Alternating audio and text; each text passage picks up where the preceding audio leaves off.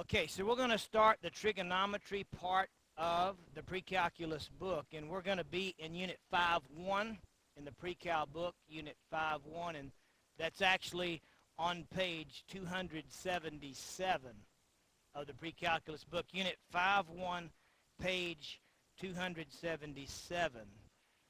The name of this is Angles and Degree Measure. Angles and degree measure. And so we're going to begin to look at angles and their degrees, relate that to a coordinate plane, and start making some definitions. I'm going to paste in quickly a coordinate plane, so that'll just kind of be handy there for us. And then we'll continue talking about some of those others. I'm going to get that out of my way. All right. In geometry, we defined an angle. We said an angle is a figure formed by two rays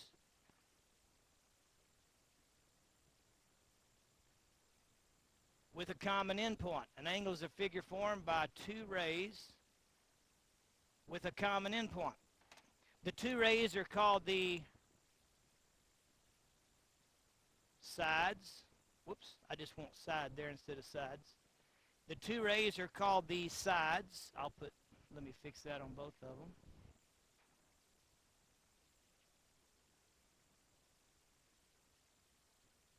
And the common endpoint is called the vertex. So just right back to geometry 101. An angle is a figure formed by two rays with a common endpoint. The two rays are called the sides. You can name an angle by its vertex if there's only one angle at that vertex, or you can name it by a little number in the corner, or you can name it by a point on one side and then the vertex and then a point on the other side. What we're going to talk about here, though, in trigonometry, we're dealing with an angle that is created on the coordinate plane. So when we're talking about trigonometric angles and we're trying to create rules involving trigonometry, then we will talk about an angle in standard position.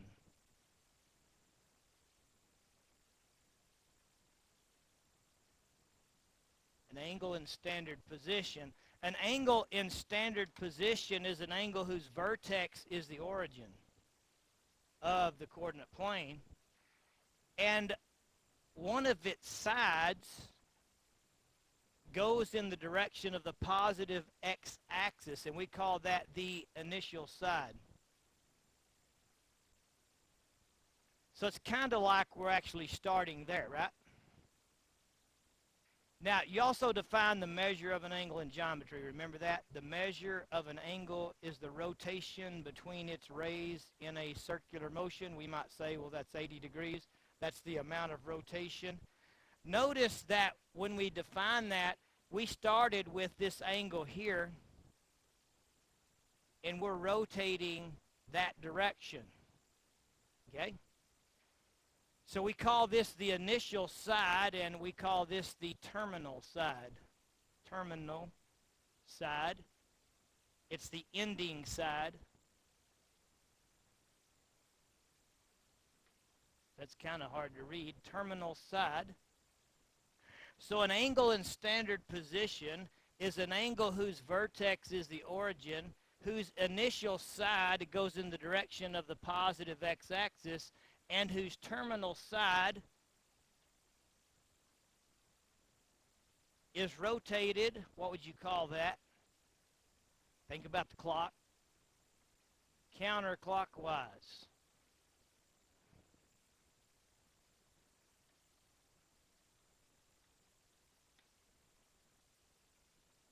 Sorry, that's kind of sloppy. Counterclockwise. So the rotation is in a counterclockwise direction. Okay? So an angle in standard position is an angle whose vertex is the origin, whose initial side is the positive x-axis, whose terminal side is in a counterclockwise direction from its initial side. We call that a positive angle.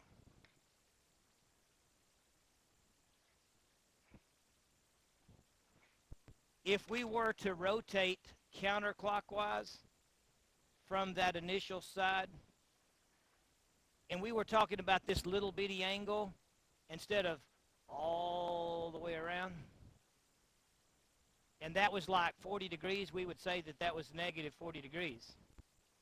So the negative really says you're rotating clockwise, which is against the norm. The norm is to rotate counterclockwise, okay? So if you see a negative, it means you're rotating clockwise rather than counterclockwise. The norm is counterclockwise. Any questions there? Now, buddy, got that? The Babylonians didn't use a base 10 system, like 10 tenths makes a hole and 10 holes make a 10 and 10 tens make 100. The Babylonians used the unit of 60. They knew that in a right triangle, they called an angle, I'm sorry, I said it right. They called an angle of an equiangular triangle 60 degrees. And that was the establishment of the sum of the angles of a triangle is 180 and all of these rules. Somebody had to make it up to start with. If somebody would have said, we want each angle of an equiangular triangle to be 70, then the sum of the angles of a triangle would have been 210 forever, and everybody would have been using that. Okay?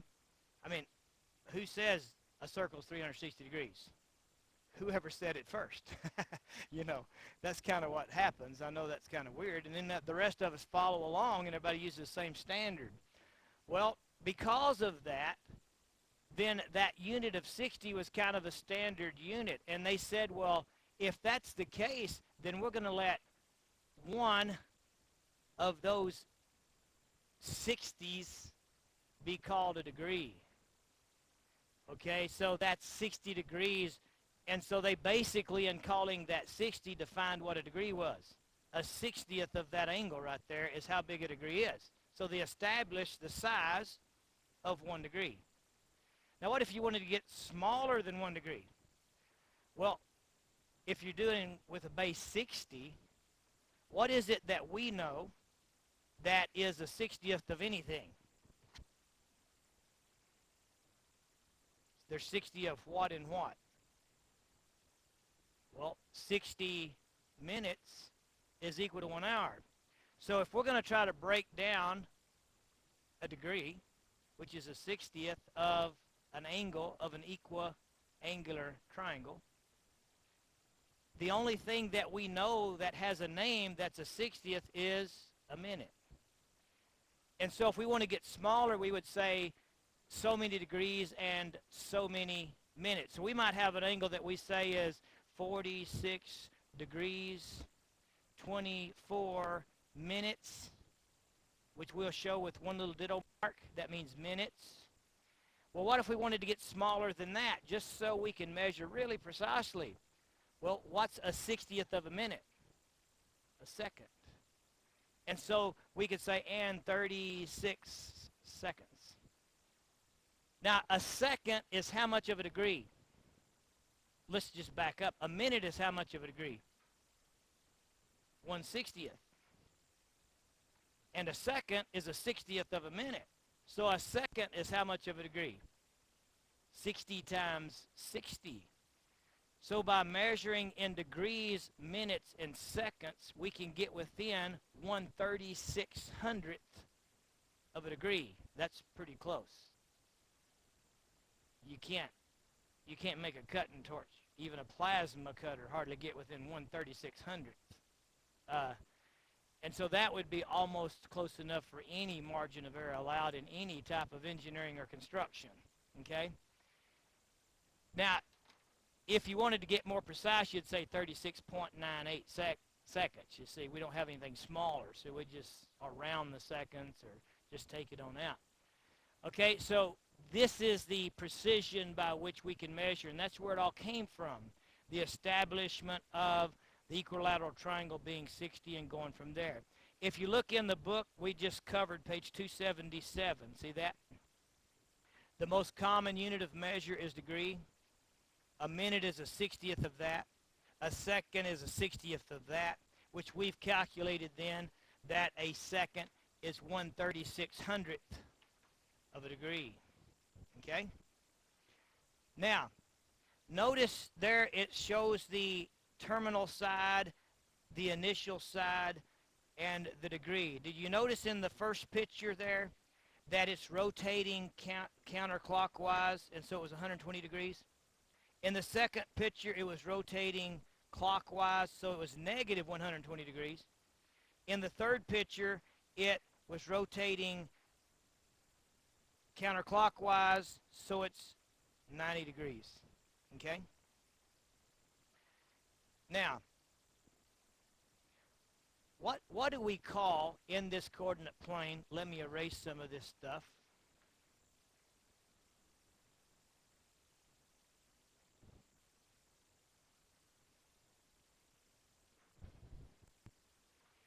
What do we call this?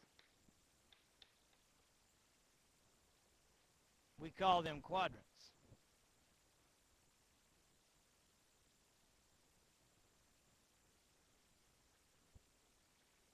Now, when we talk about angles, we're going to talk about quadrantal angles.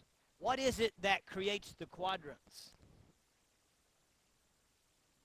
The x and y axis being perpendiculars to one another, right? So those intersect to create four quadrants. If we have an angle whose vertex is the center and whose initial side is the positive x-axis, and we're going to rotate it around and we're going to end up on another axis with the terminal side, we call that a quadrantal angle.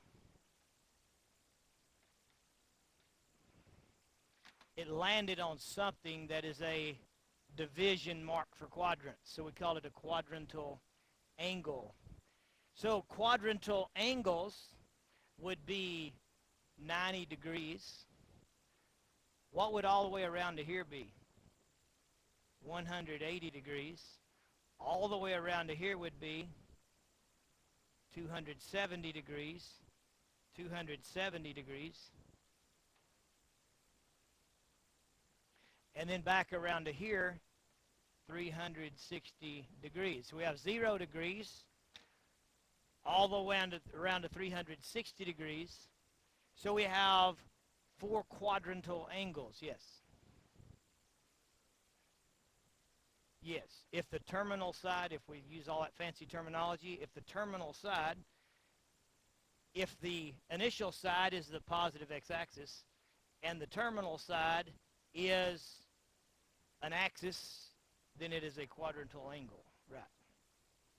And if you want real formal definitions, you can copy those right out of the book, right? So we have the quadrantal angles. Look at the examples there, 90 degrees. You can even have a clockwise rotation, negative 180 degrees, a negative quadrantal angle. 270 degrees, 360 degrees. Everybody see that? All right? Quadrantal angles. Now, we'll talk about coterminal angles. That was quadrantal. Now we're going to talk about coterminal. We're getting a whole lot of definitions and properties really fast. Coterminal. If we had an angle in standard position, that means its vertex is the center and its initial side is the positive x-axis. And let's just make its terminal side go out here, and let's just call that about 45 degrees. And so we have an angle that's 45 degrees. Now, let's talk about this word. What do you think when you think terminal? Where it ends.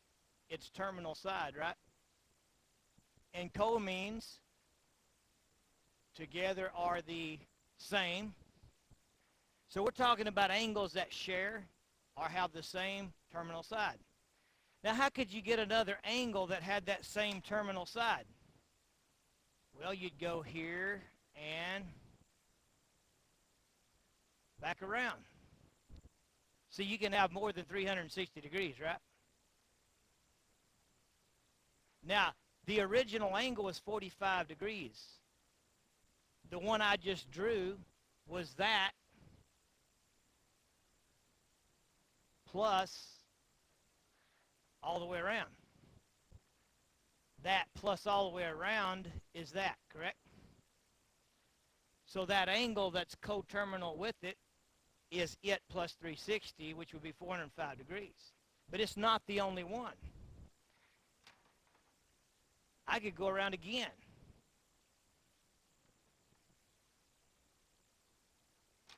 But that's not it. I could go around again.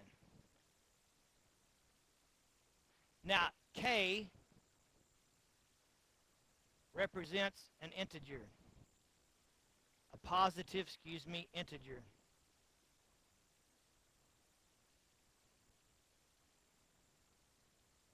Like 1, 2, 3. That's what K is. A positive integer. I generally, lowercase I represents the square root of negative 1. Capital I a lot of times represents integer. K represents the positive integers. Notice if I wanted all of these, then I could have the first one plus some integer value multiplied by 360 degrees, right?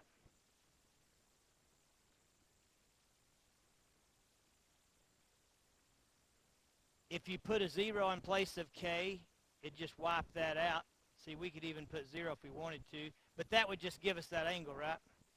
So if we wanted the ones coterminal with it, not it, we'd start with 1. So 45 plus 360 once, or 45 plus 360 twice, or 45 times 360 three times. This represents the set of all angles that are coterminal to 45 degrees, right?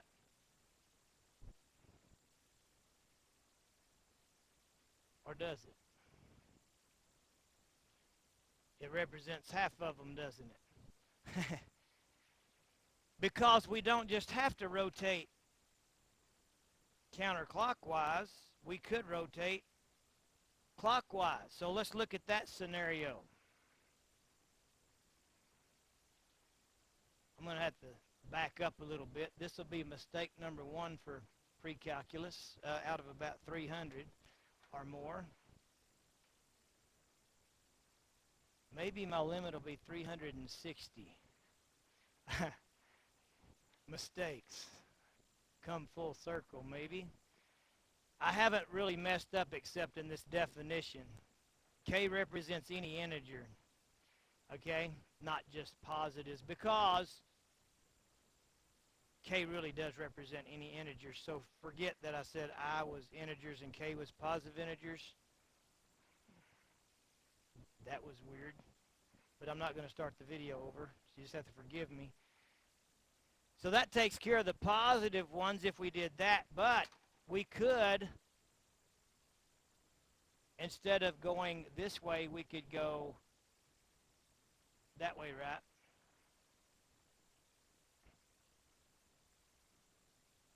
Now, watch this. This is important. Are you watching?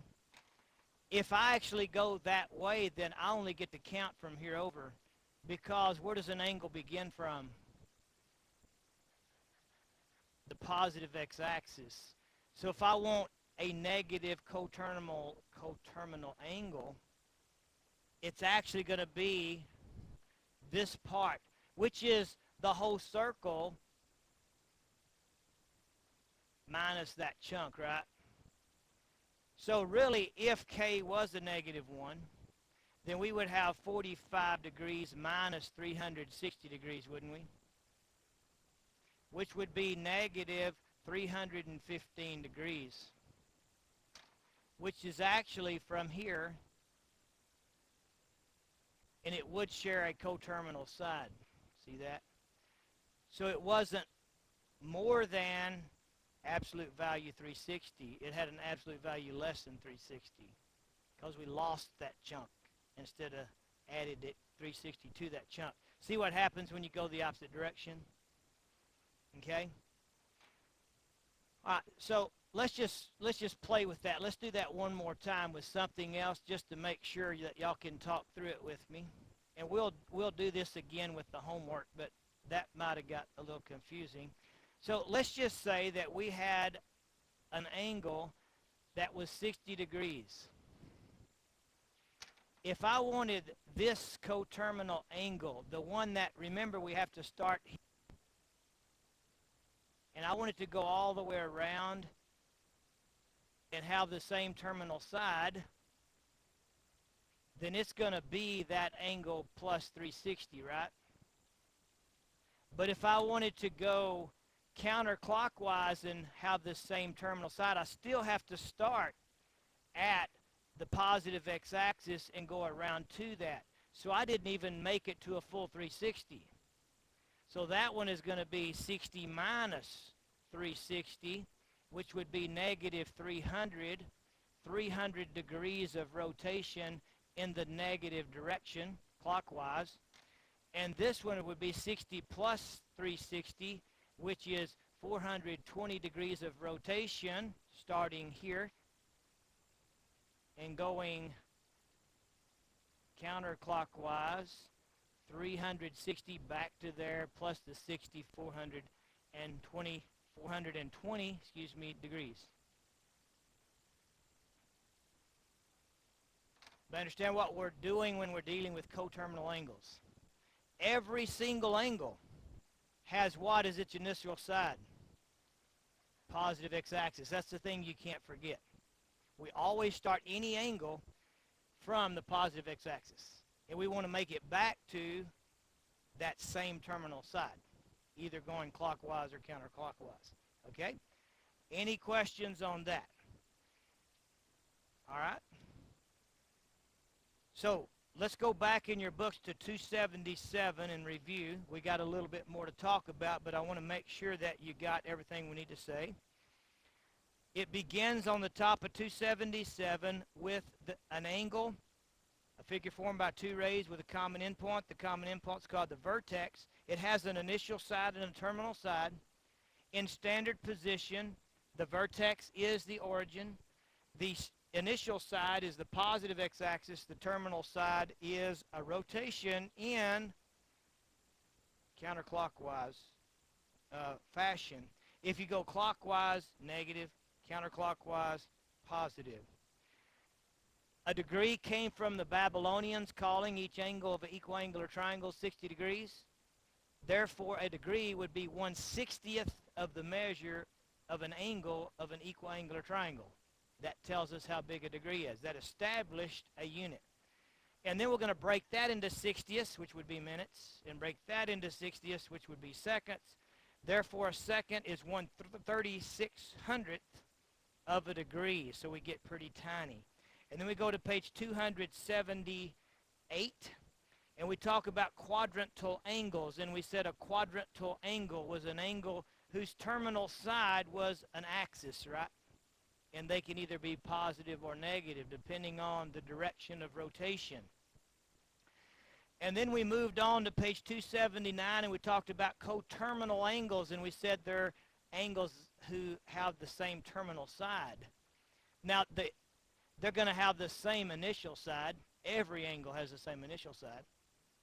And they could have the same terminal side, be either rotating clockwise or counterclockwise.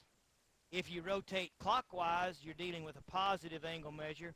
If you're dealing with counterclockwise, you're dealing with a, if you're dealing with counterclockwise, you're dealing with a positive angle measure. If you're dealing with clockwise, you're dealing with a negative angle measure.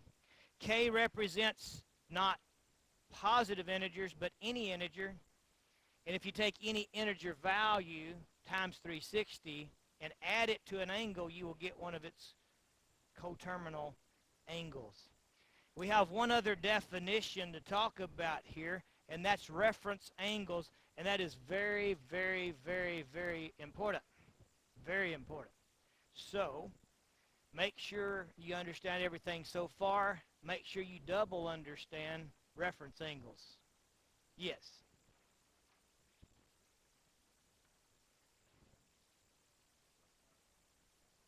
Uh-huh.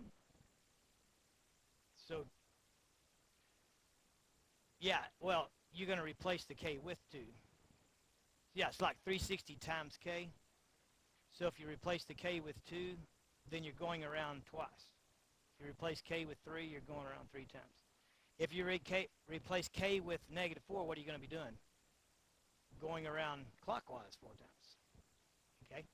All right. There you go. Any other questions? Okay? We don't watch out, we're going to get all wound up here. Anyway, reference angles. An angle in standard position. An angle in standard position has its initial side on the positive x-axis and its terminal side on the just somewhere rotating in a positive direction. Okay? Now,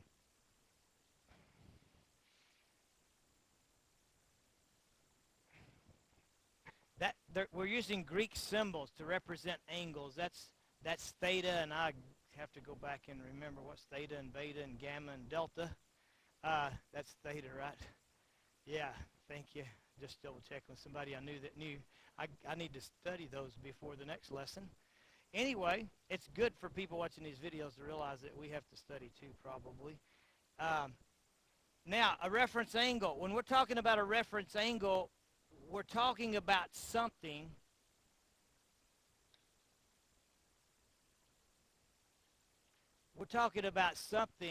that is less than or equal to positive 90 degrees. A reference angle. We're going to do some memory work. We're going to memorize what the sine, cosine, and tangent of 0, 30, 45, 60, and 90 are. Now, we're supposed to know something about, you don't have to write this part down, we're supposed to know something about a 30, 60, 90 triangle from geometry. We're supposed to know that the side opposite the 30 is the short leg, which we let be 1, and the hypotenuse is twice the short leg, 2, and the long leg is opposite the 60, and it's equal to the short leg times the square root of 3. And so we have this ratio, this relationship in 30, 60, 90 triangles with the sides. Now, we're going to eventually deal with sine, cosine, and tangent, which you've also dealt with. So we could say that the sine of 30 degrees, that's my angle, is equal to the length of the leg opposite that angle 1 over the length of the hypotenuse 2. That's something from geometry that's you're supposed to remember from the past. Not that everybody does, but we will. And if you look at the board over here, notice that there's a chart where we're beginning to develop all of this stuff. Well, we're developing a memory work chart for what the sine, cosine, and tangent of 0, 30, 45, 60, and 90 are. And that memory work chart is coming from our special right triangle rules. Now, if we had an angle that was 120 degrees, that's not on our chart. But we should know if there's an angle that's 120 degrees, then it actually has a reference angle. See, this is 180, and this is 120. So the reference angle to this big guy is this little guy, which is 60 degrees. The sine of 120 is going to be the same as that 60 degrees over there. Okay? So if you wanted to know what the sine of this angle right here is, you would say, well, what's its reference angle? Its reference angle is 60, and the sine of 60 we know is equal to the leg opposite the 60, which is square root 3, over hypotenuse 2.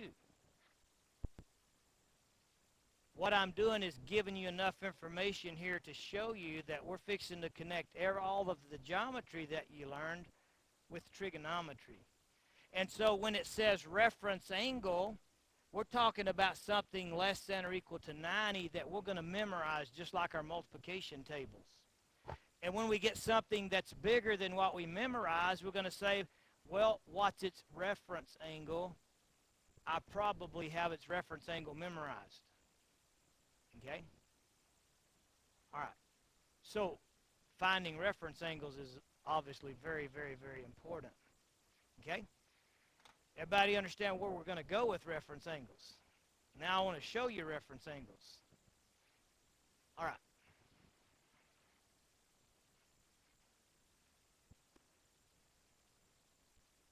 Now, if we want to find a reference angle, there's only 4 places one of those guys could be. Let's just make this the XY axis. I'm actually just going to use the x-axis, okay? There's only 4 places that a reference angle could be. It could be right here, right here, right here, or right here.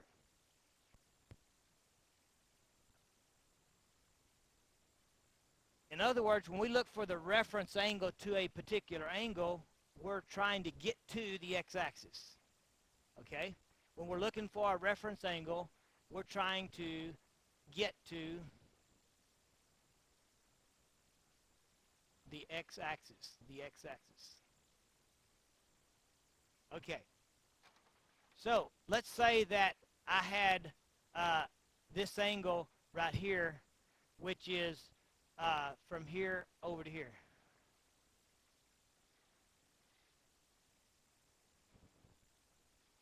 If I wanted to know how much this angle was, and this is really my angle theta, okay? This is really my theta. Then what's its reference angle? Well, it's all of 180 besides what I got in green, right?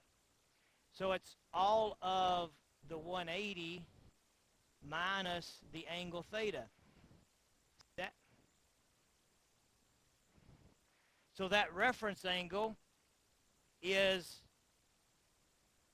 180 degrees minus this whole big angle gives me what's left, that little angle. Okay?